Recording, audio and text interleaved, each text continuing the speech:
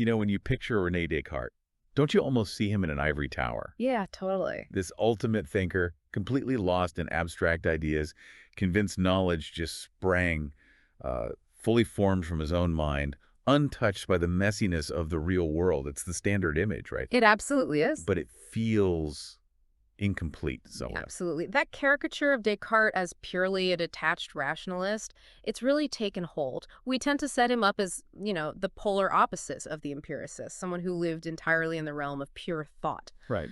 But what your sources reveal is a much more fascinating figure, someone deeply engaged with the world, just in his own particular way. That's exactly the puzzle we're tackling today. You, the learner, came to us wanting to dig deeper, to understand the real story behind Descartes' scientific method. Mm. So we're taking your notes, these fantastic excerpts from René Descartes' Método Científico, and our mission is, well, to uncover how he actually blended his rationalist leanings with observation and even experimentation. Yep. We're hunting for those aha moments that show us a much more complex and, frankly, more surprising Descartes.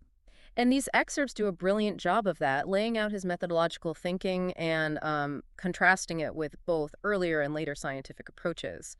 What's particularly striking is this tension he navigates. What tension? Well, this yearning for absolute a priori certainty, alongside a clear recognition of the importance of actually looking at the world. So let's dive straight in, though. The first thing that really jumped out at me from your sources was this section on science as observation and experiment. Right.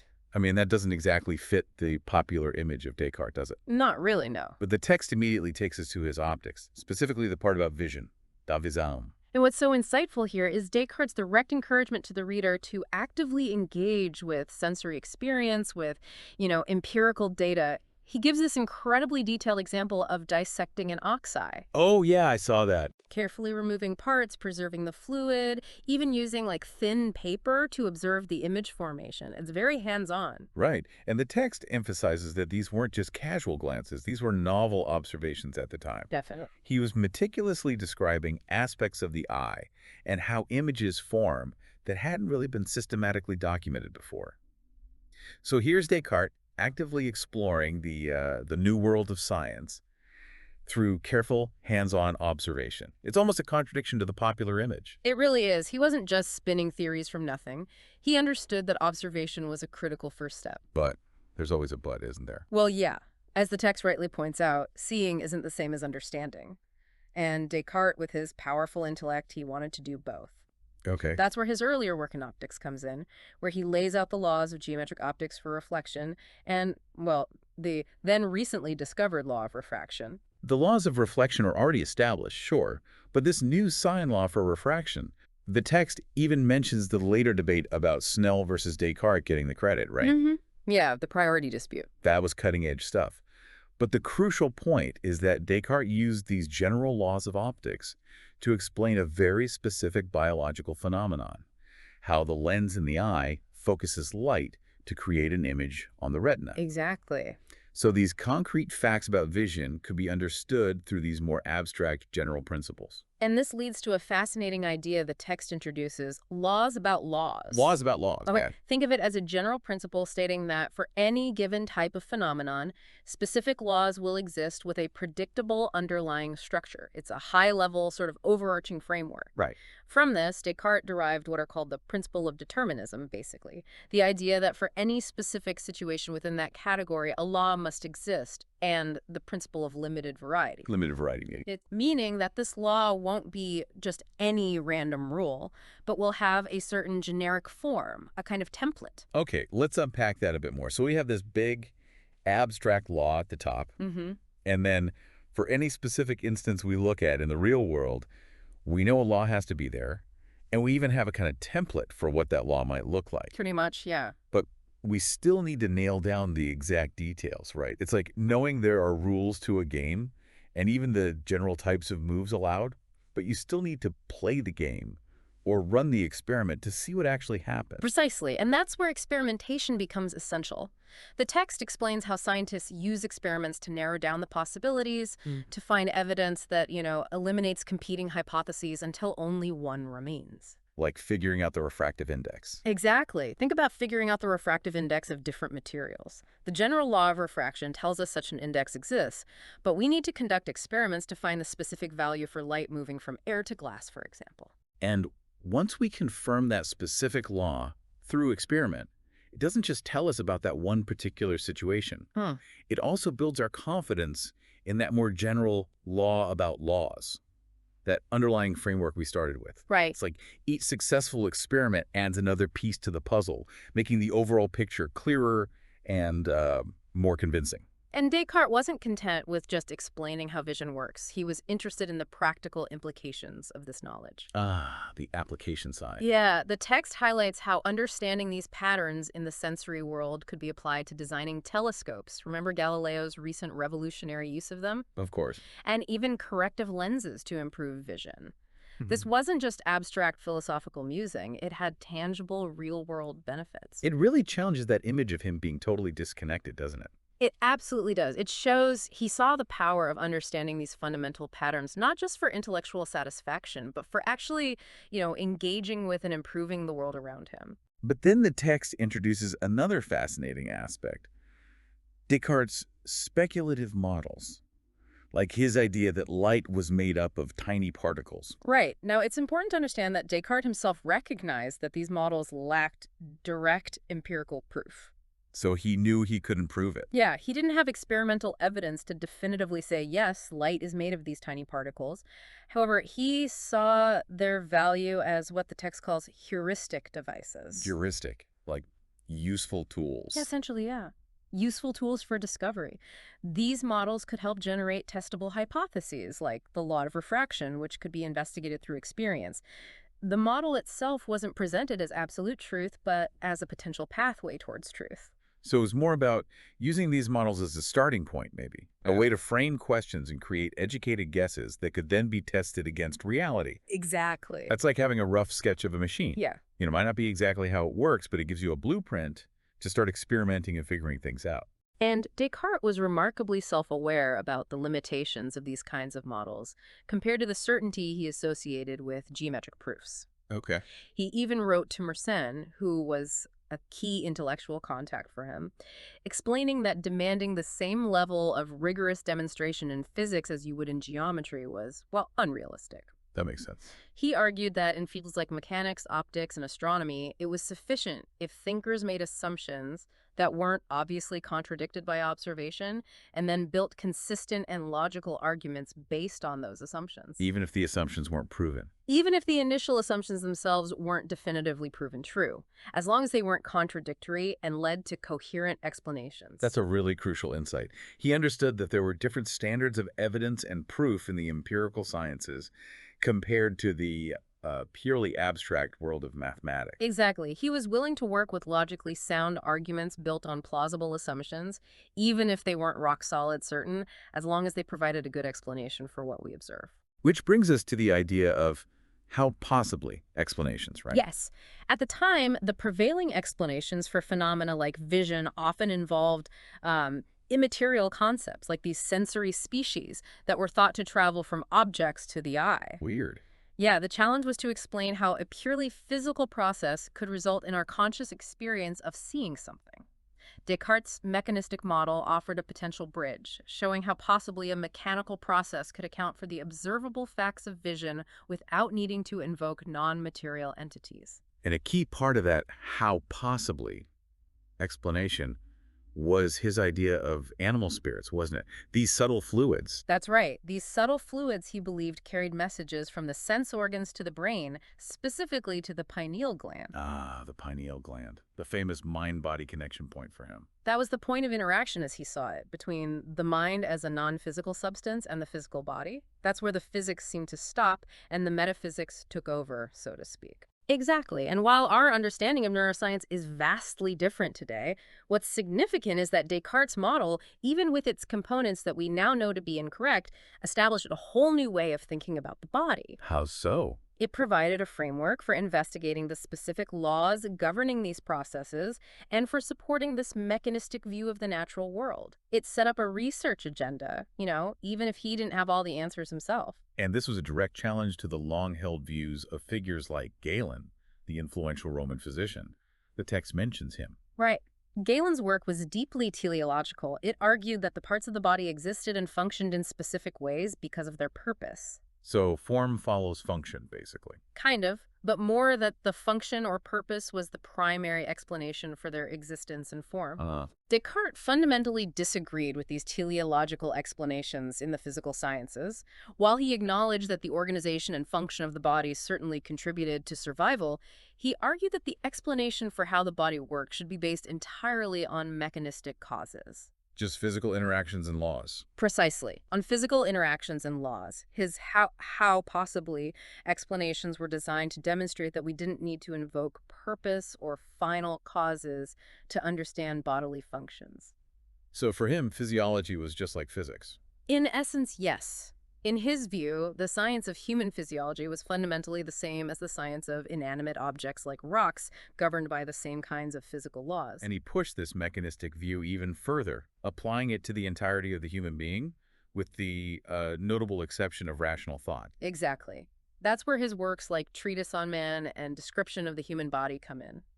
It's interesting that he actually suppressed the publication of the Treatise on Man after Galileo's condemnation. He was worried about controversy. Perhaps sensing the potential for similar trouble, yeah. So what's in the treatise? The Treatise on Man begins with this really striking analogy of a machine made of earth.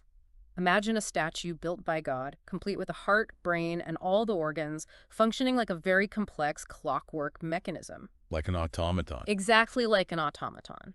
The purpose of this analogy was to show how possibly all human behavior, everything except conscious, rational thought, could be explained as material processes operating according to mechanical laws. So getting rid of those old ideas. Thus, eliminating the need for these mysterious, vegetative and sensitive souls that thinkers like Aristotle and the scholastics relied upon to explain life and sensation. So he was essentially trying to demonstrate how possibly this intricate earthman, much like the elaborate automata popular in wealthy gardens at the time, could function through purely physical mechanisms. Mm-hmm. The description of the human body then goes into more detail about the development of the human being from sperm to adult, although, as the text notes, this part of his mechanistic view was perhaps less persuasive than his general framework. Okay, so it wasn't all equally convincing. Right. And this really radical program, while incredibly influential in opening up new avenues for scientific inquiry, wasn't without its critics. Like Henry Moore. Yes, Henry Moore, a contemporary English philosopher, raised strong objections.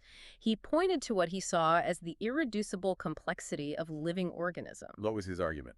He argued that mere billiard ball mechanics couldn't adequately explain the intricate workings of plants and animals, and proposed the need for non-material plastic forms to guide development and function. And the text draws a parallel there. Yeah, it draws a fascinating parallel between Moore's arguments and some modern-day criticisms of the idea that natural selection alone can fully account for the complexity of biological mechanisms. Interesting connection. It highlights that even Descartes' how possibly explanations had their limitations, particularly in areas like fetal development, especially given the less sophisticated understanding of physics and biology at the time. They lacked the detailed knowledge of molecular biology, DNA, and genetics that we have today. Sure, you can't blame him for that. Absolutely not. However, the text makes a really crucial point. Despite all the incredible advancements in physics and biology since Descartes' time, the fundamental framework of understanding the world, including human physiology, in physical terms, has largely triumphed. So the mechanistic view basically won out. In a big way, yes. We've moved from trying to explain how possibly these things could happen mechanically to understanding how actually they do at a molecular and genetic level.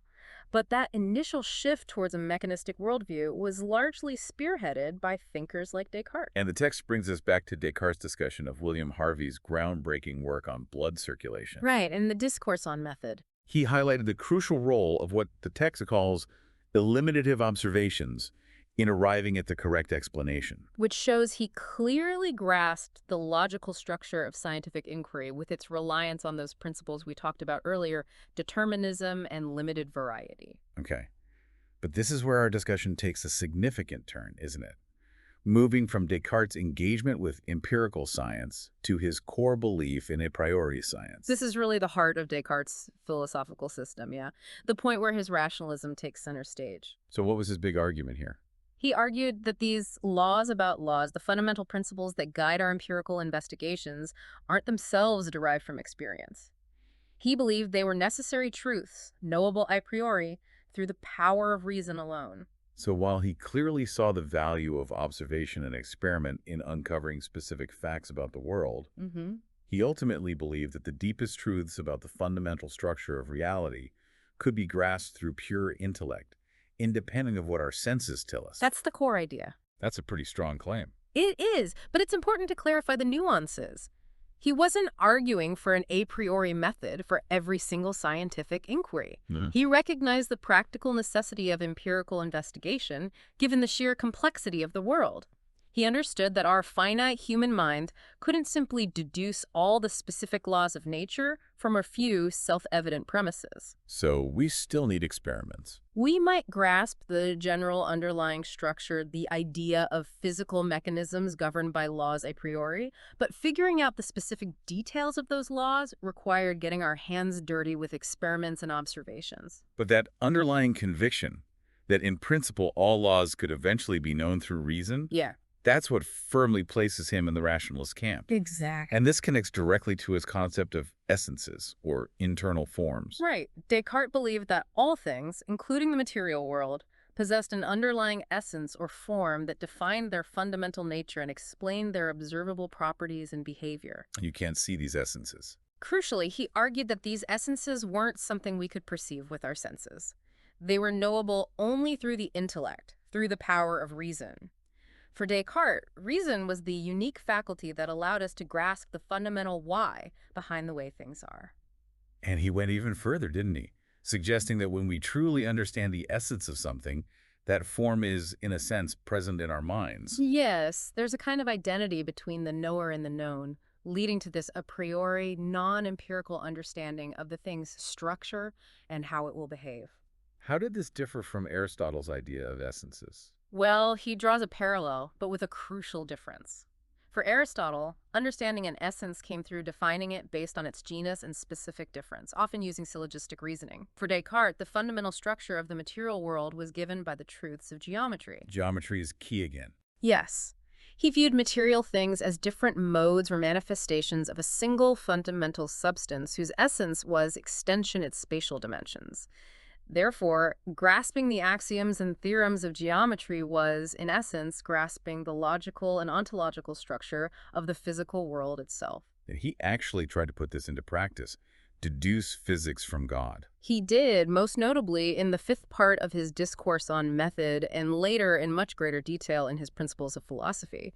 He attempted to deduce the basic laws of physics, like the laws of motion and the conservation of motion, directly from our knowledge of God. How did that work? He argued that the world's essence was defined by geometry and that these fundamental principles stemmed from God's immutable nature as the creator. And was he successful? Not really. The text rightly points out that these attempts at deduction were far from successful, especially when compared to the later achievements of Isaac Newton. Descartes' understanding of physics and mechanics simply wasn't sophisticated enough to pull this off convincingly. His famous attempt to explain planetary motion through his non-mathematical vortex theory, well, it ultimately failed. When Newton came along. Exactly. Newton's Principia Mathematica provided a mathematically rigorous and observationally accurate explanation based on universal gravitation, and it demonstrated the inconsistency of Descartes' vortex theory with Kepler's astronomical observations. So the vortex theory just fizzled out. Pretty much. As a result, it became little more than a historical curiosity. It really highlights the immense challenge of trying to deduce the complex workings of the physical world purely from a priori principles, no matter how elegant the reasoning might seem. Definitely. But the text also raises an interesting counter-argument, suggesting that perhaps Descartes' fundamental method wasn't flawed, but rather that he simply misapplied it in this specific case. Oh, like William Whewell's view. Yeah, the philosopher of science William Whewell is mentioned as holding that kind of view.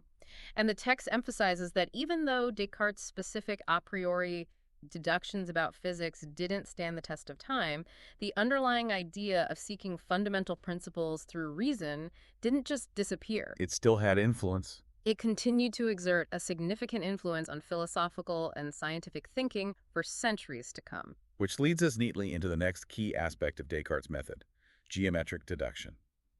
He was clearly deeply impressed and inspired by the rigorous step-by-step structure of Euclidean geometry. Absolutely. He saw Euclid's method starting with a few self-evident axioms and then rigorously deducing a whole system of theorems through equally evident logical steps as the ideal model for all scientific knowledge. The synthetic method, he called it. That's right, the synthetic method. And he explicitly attempted to apply it to his understanding of physics in both his discourse and his principles, taking the existence of a stable and immutable God as his ultimate foundational axiom. But as the text astutely points out, Euclid himself never really explained how those initial premises, those seemingly self-evident axioms, were actually discovered in the first place. Good point.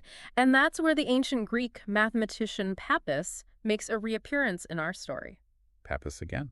Pappus, whose work Descartes explicitly referenced in his Rules for the Direction of the Mind, suggested that the method for finding those initial premises was, in a sense, the reverse of the synthetic method. He called it the analytical method. Okay, so synthetic goes forward, analytical goes backward. Kind of. In the synthetic method, you start with known truths and deduce new conclusions. The analytical method, on the other hand, begins by treating the conclusion you want to prove as if it were already true. Assume the answer. Sort of. You assume it's true, and then work backwards step by step deductively to try and find the fundamental premises from which that conclusion logically follows. And if you find self-evident premises, Once you arrive at premises that are self-evidently true, you can then reverse the steps to construct a synthetic proof, moving from those axioms to the conclusion. it's like trying to solve a really complex puzzle. You might start by looking at the final picture on a box, the theorem you want to prove, Right. and then try to figure out which specific pieces the axioms need to be in place and how they connect to build that final image. That's a good analogy. And the text also mentions reductio ad absurdum as a kind of analytical method. Where you show something leads to a contradiction. Exactly. You assume something is true and then show that it leads to a logical contradiction, thereby proving that the initial assumption must have been false. So Descartes wanted to use this analytical method for what exactly? He proposed using this analytical method as the primary tool for discovering the fundamental axioms that would then serve as the starting points for his synthetic deductions. He drew significant inspiration from the power of algebra, Algebra was key for him. aiming to extend this analytical approach to demonstrate the unshakable truth of not just geometry and arithmetic, but also physics, all grounded in a set of more fundamental premises discovered through analysis. So analysis for discovery, synthesis for presentation. That's how he saw it.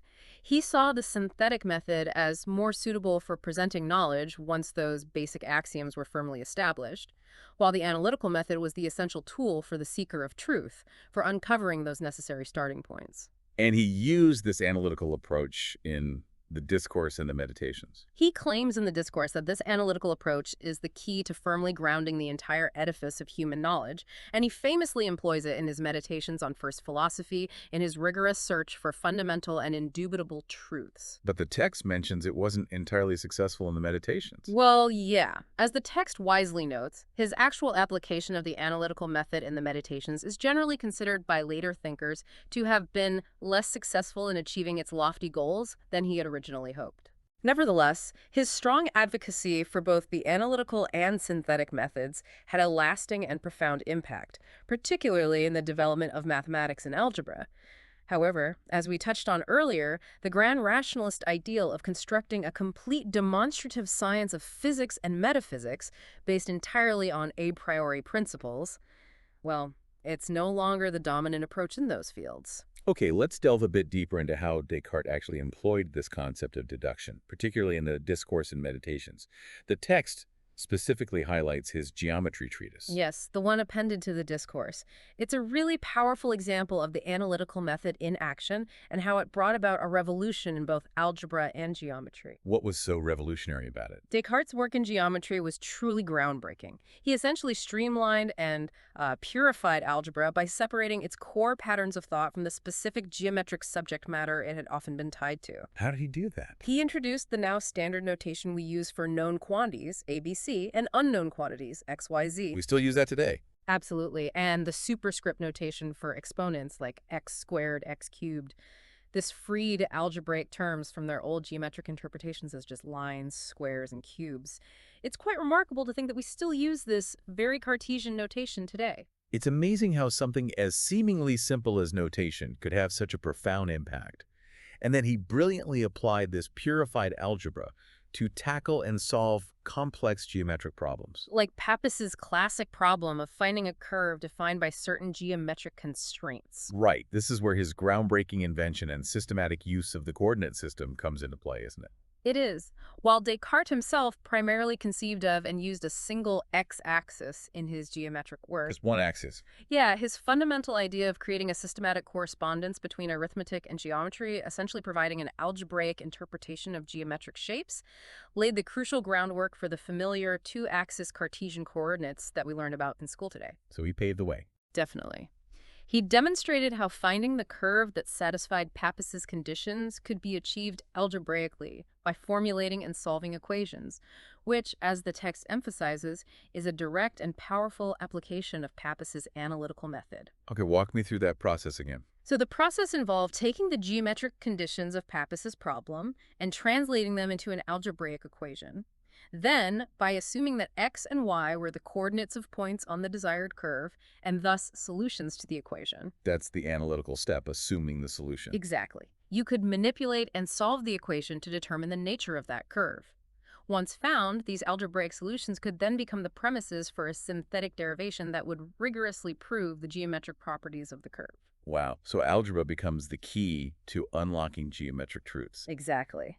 Descartes' innovative algebraic methods opened up entirely new vistas for approaching and solving problems in both geometry and algebra. The text says the mark of a great mathematician is introducing new methods. Yeah, the text makes a really insightful point there. While it's certainly valuable to be able to rigorously prove theorems once you know the fundamental starting points, the true mark of a great mathematician often lies in introducing entirely new methods of proof. And Descartes fits that bill. By that standard, Descartes was undoubtedly a giant in the field, and he clearly valued the analytical method for its power in uncovering new truths. Seeing synthesis as more for teaching. Right. He viewed the synthetic method more as a tool for clearly presenting those already discovered truths to others, almost like writing up the solution to a puzzle you've already figured out. He saw synthesis as more for teaching, while analysis was for the seeker of new knowledge. Okay, bringing it back to his broader philosophical aims. Descartes famously claims in his Discourse on Method that the existence of God is the essential starting point for his entire system of science and physics. Yes, he really believed that. He believed that by first establishing the existence of a benevolent and truthful God, he could then deduce the fundamental laws of motion and change in motion, grounded in God's stable and immutable nature as the ultimate creator of the universe. And this is fleshed out more in the Meditations. This idea is further developed and elaborated upon in his Meditations on First Philosophy. In both these seminal works, Descartes embarks on this quest to establish his own existence, then to prove the existence of God. And then use God as a foundation. Subsequently, to use that divine guarantee as a foundational premise for the reliability of our clear and distinct perceptions, which would then underpin his entire system of physics. He's aiming to build his science on a bedrock of what he considers necessary truths and necessary inferences derived from them. Now, the text then raises a really interesting point about Descartes' response to objections regarding the way he presented his arguments in the Meditations. The replies to objections. Yeah. He had circulated the manuscript to various intellectuals before its publication and received feedback, including a specific question about why he hadn't organized it in the more traditional geometric synthetic manner. Right, starting with definitions and axioms and proceeding to theorems. So wait a minute. In his detailed replies to objections, Descartes explains that while he certainly could have presented his arguments in a synthetic form, he deliberately chose to use the analytical method in the main body of the Meditations, Right. to more accurately reflect the actual order of discovery as experienced by the mind. He wanted to guide the reader through the same process of doubt and discovery that he himself had undergone in his philosophical inquiries, leading them step by step towards the foundational truths. But he did provide a synthetic version later. Yes, in those same replies, to satisfy his critics who preferred a more traditional structure, he did provide a set of arguments presented in a more synthetically organized manner. And the text highlights that this synthetic presentation in the replies essentially inverts the order of the Meditations. Exactly. It begins by laying out the definition of God as a supremely perfect being. then presents causal arguments for God's existence based on this definition, and finally argues that because God is perfect and not a deceiver, he guarantees the truth of our clearly and distinctly perceived propositions. Whereas the meditations themselves. They unfold in a more exploratory analytical fashion, moving from initial states of radical doubt and hypothetical propositions towards the eventual establishment of God's existence, which then serves to validate those initial steps and provide a firm foundation for knowledge. Okay, the text then gives a really helpful, concise outline of this progression within the meditations. It starts with the famous first meditation, Right, where Descartes subjects all his beliefs about the material world to systematic doubt. leading to the second meditation and the pivotal discovery of I think, therefore I am, the cogito ergo sum. Yes, the cogito. And it's crucial to understand, as the text emphasizes, that the cogito isn't initially presented as the absolute bedrock from which everything else is immediately deduced. Oh, Rather, it's first grasped as a mode of being that implies the existence of a substance, a thinking thing, res cogitans, but not necessarily the traditional Aristotelian concept of a rational animal. so mind-body distinction isn't settled yet. No, the distinction between mind and body is still tentative at this stage, and even the meditator's own existence is, in a sense, a hypothesis being explored. Okay, then in the third meditation. The meditator, recognizing their own imperfection and capacity for doubt, finds within themselves the idea of a perfect being. The very awareness of imperfection, Descartes argues, necessitates the prior conception of perfection. And from that, he infers God exists. From this, the meditator infers the existence of God as the only adequate cause for this innate idea of a perfect being. However, as the text points out, even at this stage, God's existence remains somewhat hypothetical, still reliant on the validity of the causal principles Descartes is working with. Right, the foundations aren't fully solid yet. Then the fourth meditation is a detour. The fourth meditation takes a bit of a detour, yeah. It addresses the apparent problem of how a perfect and benevolent God could create beings who are prone to error. The problem of evil, basically. Sort of, the problem of intellectual error. Descartes offers his famous explanation that error arises not from any defect in God's creation, but from the fact that our will, our capacity to make judgments, often extends beyond the limits of our understanding. So it's our fault for jumping to conclusions. Essentially, yes. He argues that free will, even with the possibility of making mistakes, is ultimately a greater good. Okay, and this brings us to the fifth meditation and the ontological argument. Yes, the presentation of the ontological argument for God's existence, the idea of God as a being whose very essence necessarily includes existence. And how does he present this? As a proof. The text makes it clear that Descartes presents this not as a logical deduction in the same way as a geometric proof, but rather as a direct apprehension, a clear and distinct understanding of God's very nature as a supremely perfect being. So existence is just part of God's essence. That's the idea. This inherent existence, being part of God's essence, then guarantees its own truth and can serve as a foundational certainty upon which other truths can be built. And the conclusion then? The conclusion then follows. A perfect and truthful God would not create us as rational beings with a fundamental capacity for clear and distinct perception if those perceptions were systematically false or misleading. So clear and distinct ideas must be true. Therefore, whatever we perceive clearly and distinctly is guaranteed to be true, including the foundational principles of geometry and the real, not just apparent distinction between thought, mind, and extension, matter. Okay, the text then brings home two really crucial points about this whole process. First, that the famous cogito ergo sum is actually more of an inference based on the principle that modes of being imply the existence of a substance rather than the absolute primary truth from which everything else is directly deduced.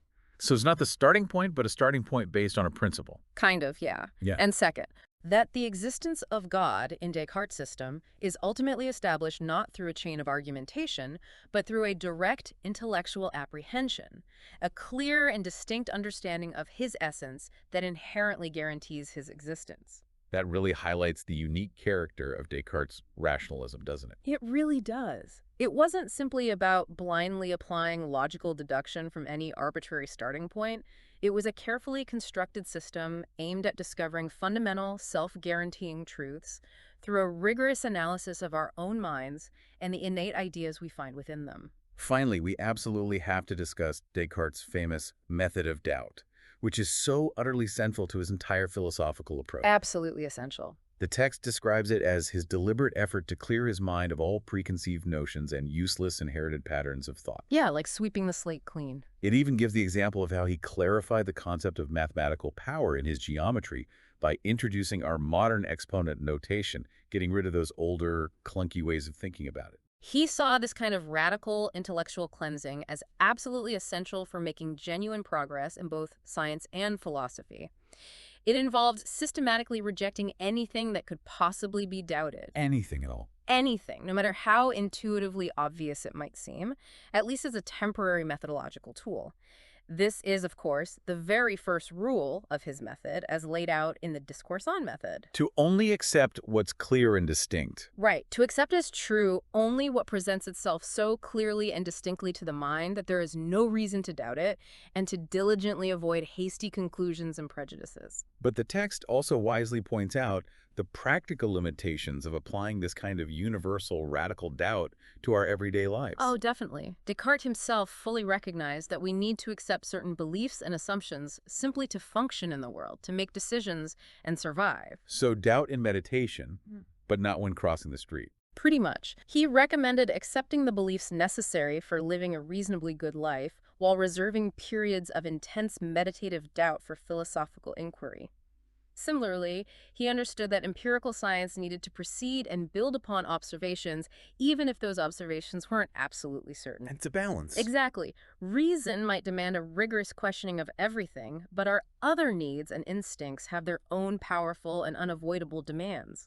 And Descartes was very aware of this tension. And in the meditations, he takes it really far. What's so striking about his meditations is just how far he's willing to take this process of doubt, even questioning the reliability of the most seemingly self-evident truths.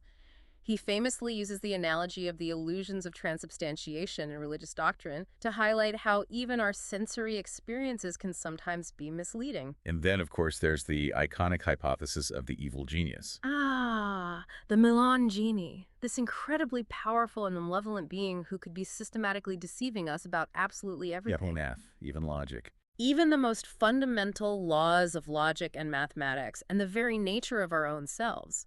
The text reminds us that this radical hypothesis even casts a shadow of doubt over the initial certainty of the cogito at the very beginning of the third meditation. Wow. So how does he overcome that? Well, the text beautifully summarizes the overall structure of the meditations as a kind of analytical reductio ad absurdum of this evil genius hypothesis. How so? The eventual discovery and proof of the existence of a benevolent and truthful God becomes the necessary truth that directly contradicts and ultimately eliminates the possibility of such systematic, all-encompassing deception. God wouldn't allow it. So God defeats the evil genius. In his system, yes. But as the text rightly observes, while Descartes himself found this resolution perfectly satisfactory and convincing, it's fair to say that few subsequent philosophers have shared that exact level of certainty. It didn't convince everyone. Not by a long shot. For Descartes, the method of doubt was primarily a tool for intellectual purification, a necessary preliminary step to clear the ground and prepare for the construction of a solid foundation for true knowledge. He didn't want to stay skeptical. No, he believed that stopping at doubt, as the skeptic Montaigne did, was not an option. He was determined to find an unshakable starting point, which he believed he had found in the cogito, leading him eventually to the guarantee of truth provided by a benevolent God. So a path out of doubt. Ultimately, even if many philosophers have questioned or disagreed with his specific arguments and conclusions, Descartes' method of doubt remains an incredibly powerful and influential tool for critical thinking, constantly encouraging us to rigorously examine our assumptions and not take even our most deeply held beliefs for granted. Okay, so as we bring this deep dive to a close, let's recap some of the key insights for you, the learner. We've seen how Descartes' scientific method was a really fascinating and perhaps surprising blend of approaches. Definitely not just one thing. He was undoubtedly a towering figure in rationalist philosophy, seeking foundational truth through the power of reason. But he was also deeply engaged with the empirical world through careful observation and even experimentation. As his work in optics and physiology clearly demonstrates. Yeah. His concepts like laws about laws, his strategic use of speculative models as heuristic tools to guide inquiry, and his exploration of mechanistic explanations for natural phenomena were all incredibly significant contributions that profoundly shaped the course of the scientific revolution. And we certainly can't forget his rigorous and systematic method of doubt and his intricate, though ultimately debated, arguments for the existence of God as the ultimate guarantor of truth within his philosophical system. Mm-hmm. We've definitely challenged that initial simplistic image of Descartes as a purely detached armchair philosopher. He wasn't afraid to get his hands metaphorically dirty by looking closely at the world, dissecting an ox eye, and designing lenses. Exactly. He actively sought to understand the natural world, even as he simultaneously aimed to ground that understanding in a foundational a priori framework of reason. And his lasting impact is truly undeniable, even though the specific a priori aspects of his philosophical system are largely viewed differently today. Right, we don't really try to deduce physics from God anymore. No. But his enduring emphasis on the importance of clarity of thought, the need for systematic investigation, and the crucial role of critical questioning remain absolutely foundational to the modern scientific method. Plus his math contributions. Oh, absolutely. His contributions to mathematics, particularly the development of analytic geometry, are still indispensable tools. And the fundamental idea of understanding the world in mechanistic terms, while having evolved significantly since his time, continues to be a core principle in the scientific endeavor. So here's a final provocative thought for you to really chew on.